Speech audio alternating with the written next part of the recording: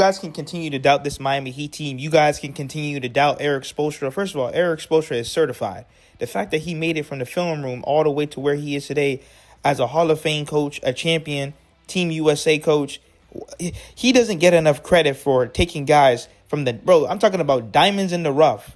I'm talking about guys that should be in the G League, and he's building them up into NBA players. I don't care about what Popovich did. I don't care about what Steve Kerr did. Steve Kerr, he stole that team from Mark Jackson. Popovich, when he doesn't have Ginobili, Tim Duncan, and Parker, what has he done since?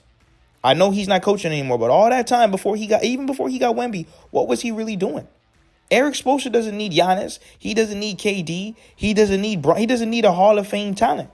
Who's going to sit here and lock in? Who's going to sit here and put in blood, sweat, and tears for the Miami Heat? And that's what he's concerned about. Channing Frye on the Miami Heat's 12-6 star. Eric Spoelstra is the best coach in the NBA right now. No, he's been the best coach. I think he sees the team and goes, what's the best for us? What's the best for our future? How can I add? And you don't need to give him elite talent, just guys that will buy in. And it's true. Look at everyone's success. Norman Powell and obviously Tyler Hero, Bam, they develop their young guys, and guys are patient and buy into their roles. And that's why Khalil Ware is balling right now, is because he is buying into what the Miami Heat are telling him to do. Yes, we're cursing at him. Yes, we're yelling at him. Yes, I call him soft. Yes, I want him to be dominant. But it's because this man has the potential to put up 15 and 15, something that we haven't had since Hassan Whiteside. You have guys like Larson, Drew Smith, Tyler, Bam, Powell, Wiggins. This Miami Heat team is going to be a problem, and they're led by the best coach in the NBA. All right, we're going to stay in the Eastern Conference from the Raptors to the Heat. They're currently 12-6. They're third in the East. Who would have had that on their bingo card? You had Detroit, Toronto, and the freaking Miami Heat, your top three teams in the Eastern Conference. If I asked you 2 months ago. Tyler Hero came back last night. He had 24 and 7 in his return. He missed his first 4 shots, then hit 12 out of his next 14. Channing. Listen, Eric Spoelstra is the best coach right now in the NBA.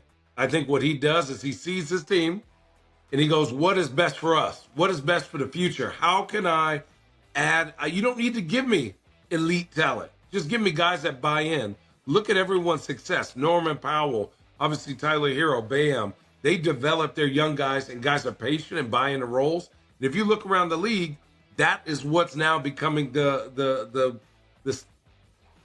norm, instead of going and getting all these stars and then building a team around a star. It's like, man, you have your players, you have your system, and you add the pieces. Same thing with Bam Adebayo. We don't give him enough credit. So Bam Adebayo, his evolution has fueled Miami's new look offense.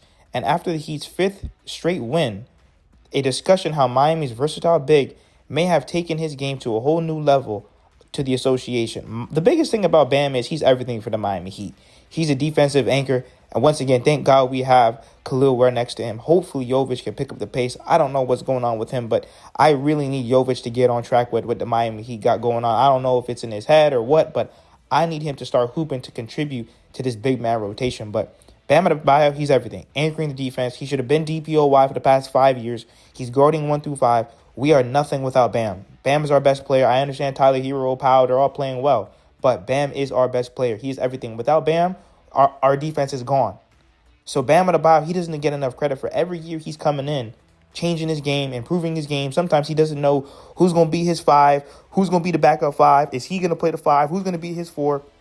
This man can adjust to everything, and that's what he's done year in and year out. The evolution of Bam this year, what have you made of it, kind of being a big man, kind of it pushed his range out a little bit? And again, this is a guy who's been in the league now for a while, and he's played on the international stage, repping Team USA in the Olympics and all that. But it just seems like there's a little uptick, which is what you want from guys who want to be great in the league. Yeah, no, you want guys to get better each and every year. And I think with Miami, talking to, when Caleb was down there and picking his brain with in terms of Bam's progression, at first Miami was saying, Bam's going to be our rolling big, and we're going to find a big that can space the floor. That's what they had Jovic and try to mess around with that, or even Caleb or Olenek.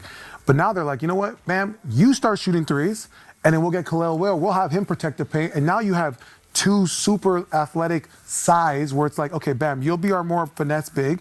And you have the young fellow where it gives him time to progress. Because if you saw last season, they'd make Khalil Ware shoot threes, and they realized, you know what, let's have Bam do that. Let's Bam shoot the threes, and you be around the rim, be our double-double. And he's at 37%. Yeah. Like that's... He's adjusting to the direction the game is going in, and that says a lot for a player that's played like similar one way for his whole career.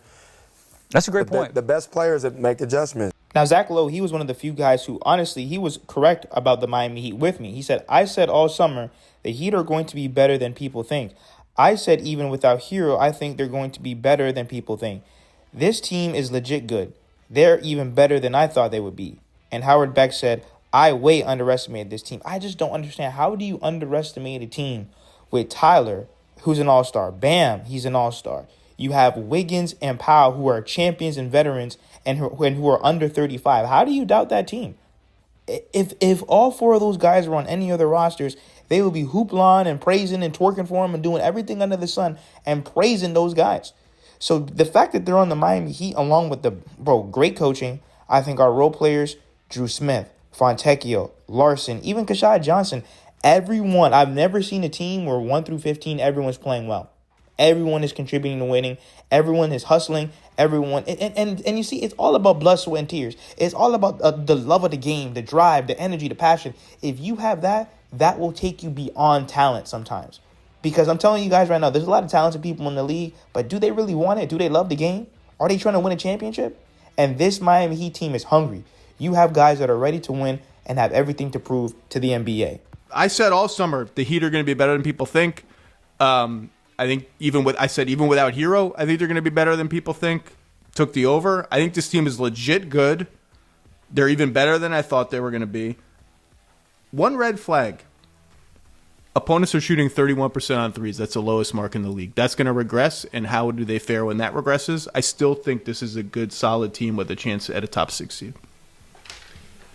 And as far as Hero, I think the fit's going to be fine. I think he's going to figure it out. Shooting is the great fail-safe answer to a lot of fit questions, and the dude can shoot.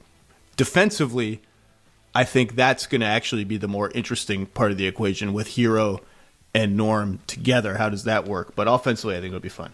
Yeah. No, I way underestimated them, to be honest. You were much higher on them than I was preseason. But I did not see, even though Norm Powell had a very, very good year for the Clippers and flirted with All-Star candidacy last season, I did not see another gear from Norm Powell, which he apparently had and has. So now Kenny Beachman says he has to be the coach of the year. Give Eric Spoelstra a coach of the year. If there's any time to give Spo that award, it has to be now. People say, who's the best coach of this era? Spoelstra's name comes up very often, and that brother don't even have the award to prove it.